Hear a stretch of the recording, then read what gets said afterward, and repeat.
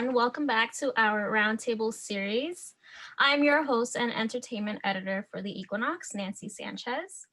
We are very excited to introduce to you this week's episode on how to enjoy the holidays during the ongoing pandemic. We will be talking about assessing the need to travel during this second wave, safety tips for hosts, the alternatives to physical family reunion, and how to avoid unnecessary drama at a time when there is so much political division. Without further ado, I would like to introduce our news editor, Joanna Martinez, who will be talking to us about safety tips for travel. Joanna?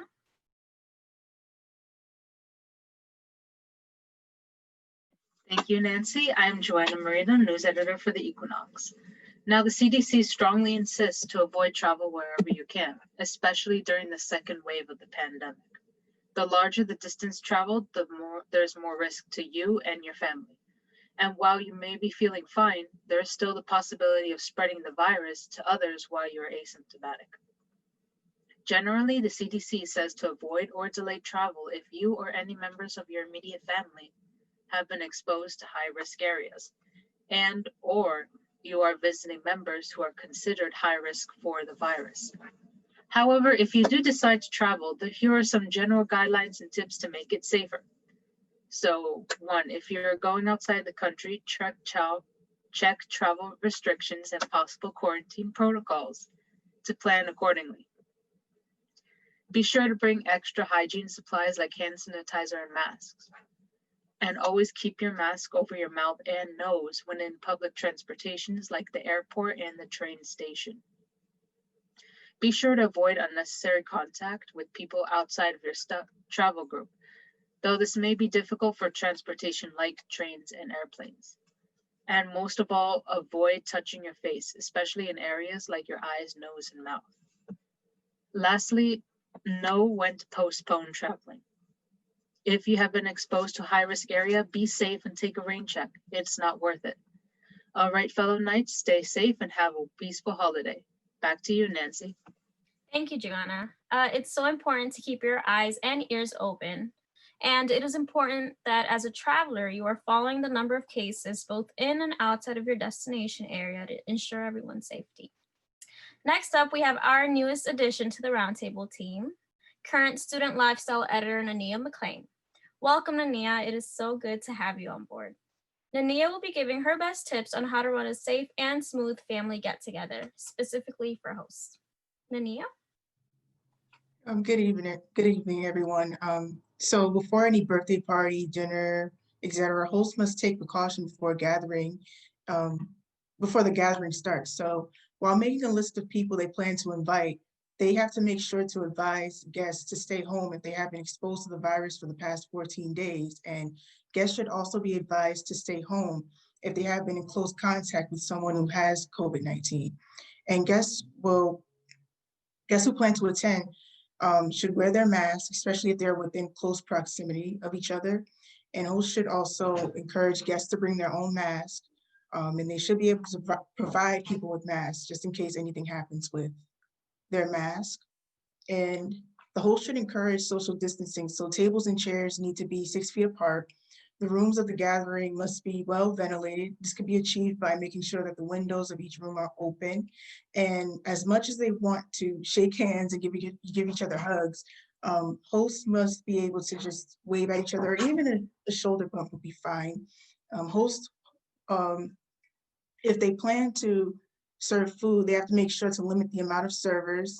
Single-use options such as salad dressings, food containers, paper plates, grab-and-go meal options, and condiments should be considered. Guests should be able to wash their hands throughout the event. They have to wash their hands with soap and water for 20 seconds before entering and exiting the event. Hand sanitizer with 60% of alcohol should be placed in the restroom. Single-hand disposable paper towels should be used as well. Shared items such as tablecloths, linen napkins, etc. should be washed, cleaned, and sanitized right after the event, as well as before the event, of course. On Sunday, my younger cousin had a small gathering for her first birthday party, actually. And as soon as my mother and I stepped through the door, someone had a temperature checker. And I'm sure that there are many people who are thinking about investing in one. I would highly recommend everyone to invest in one because, it's better safe than sorry. And the handheld temperature checkers cost between $13.79 to $18.95 at Walmart if you plan on getting one. And if you make the choice to purchase one, you have to be prepared to send each guest home if their temperature is over 100.4 degrees or higher. And that's all I have for tonight. Thank you. Thank you, Nania. So just like those traveling, hosts too have an obligation to practice and maintain the precautions laid out by CDC guidelines. However, not everyone is comfortable traveling during a pandemic or gathering with family members for that matter, and that's totally fair. Luckily, there are ways to still celebrate from home, even behind a computer screen. Anthony Cavino, our sports editor, will tell us more about that. Anthony? So, as Nancy said, I am Anthony Cavino. I'm a sports editor of Equinox currently. So, I'm going to discuss all the alternatives to in-person gatherings since most people will not be able to see their family this holiday season due to rises in cases. So, the one way people that have been talking with their family a lot is, of course, Zoom. Zoom has been used this year to connect families with one another, and it is what made family gatherings happen for Thanksgiving without in-person contact as well. For starters, one way to celebrate together this holiday season is by watching movies together on Zoom. That is possible. Zoom makes this easy with screen sharing options, and it is a perfect alternative to spending time with family. With Christmas approaching in a few weeks, families can also use Zoom to open gifts in front of each other. They could still have the sense of normalcy and excitement by showcasing what they got on Christmas morning, even with everyone behind a screen. If people do plan to have in-person gatherings, it'd be best to wear masks around everyone, of course, and especially keeping a safe social distance when eating together. Space out the tables, the seats, do whatever you got to do to keep everybody 6 feet apart. This will keep the family safe and reduce the likelihood of everyone contracting COVID-19. These are all some tips and ideas as well to help make this holiday season feel normal with all your family and friends. I hope this helps, and happy holidays from all of us from Equinox. Thank you, Anthony. Those are really great alternatives to, physical family reunion. As the number in cases continue to soar, we do encourage everyone to avoid travel if possible. Now, the pandemic has been hard on many of us, which brings us to our next topic, avoiding drama during the holidays.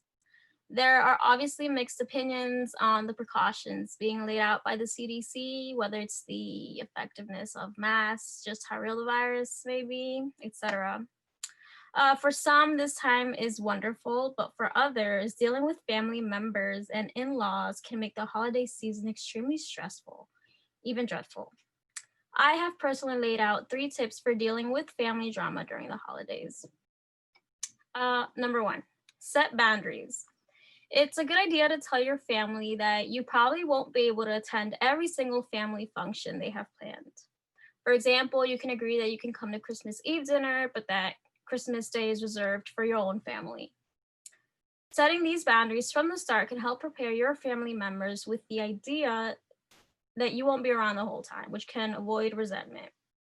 Setting boundaries can also apply to the importance of exercising caution and safety with masks and what you expect from others to ensure the safety of your family members and yourself, etc. Number 2, try to limit alcohol. This one's important. We know what alcohol can do to you. It not only affects your judgment, but prevents you from being in full control. It might seem like, always having a glass of wine in your hand is the only way to get you through a family gathering. But keep in mind that some people do become argumentative or aggressive when drinking. And sometimes alcohol can limit our filter on topics we might normally avoid. Number 3, and the last one, it's to have someone you can talk to. If your family is especially toxic, you may need outside support to get you through the night. If you have a partner and or children, then great, you have a built-in support system. If you aren't married or dating, see if you can bring a friend or stick to your favorite cousin throughout the night, someone that you are comfortable being around. We hope that these topics can help you not only practice caution during such a chaotic and unpredictable time, but we hope that they enable you to relax and enjoy time with family. It is the holidays after all. Let's have fun, but let's also keep safety our number 1 priority. Make sure you tune in every other week for more guidance and tips to get you through the pandemic. Thank you.